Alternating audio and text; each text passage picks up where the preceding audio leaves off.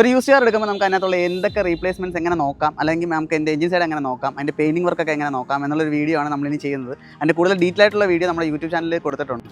അപ്പോൾ നമ്മളൊരു വണ്ടി വാല്യൂഷൻ ചെയ്യുന്നത് എങ്ങനെ നോക്കാം. ഫസ്റ്റ് നമുക്ക് നോക്കാവുന്നത് നമ്മുടെ എക്സ്റ്റീരിയർ വാല്യൂഷനാണ്. എക്സ്റ്റീരിയർ വാല്യൂഷനകത്ത് മെയിനായിട്ട് നമ്മൾ നോക്കുന്നത് ഗ്ലാസ്സുകളാണ്. അതായത് 5 ഗ്ലാസ് നമ്മൾ നോക്കും.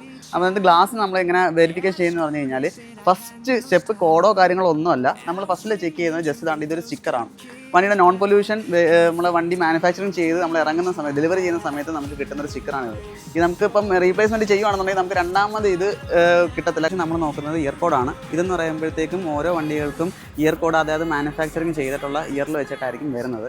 ഇത് നമ്മുടെ BI എന്ന് പറയുന്നതാണ് നമ്മുടെ ഇയർ കോഡ്. ഇത് 2018 വണ്ടിയാണ്.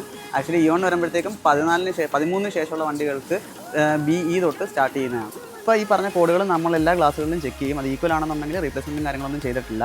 അപ്പം അതിനുശേഷം നമ്മൾ ഇപ്പോൾ അടുത്ത വീഡിയോയിൽ നമ്മൾ അതിൻ്റെ പെയിൻറ്റിങ് കാര്യങ്ങളും അതിനുള്ള പഞ്ചിങ് കാര്യങ്ങളും എക്സ്പ്ലെയിൻ ചെയ്യുന്നതാണ്.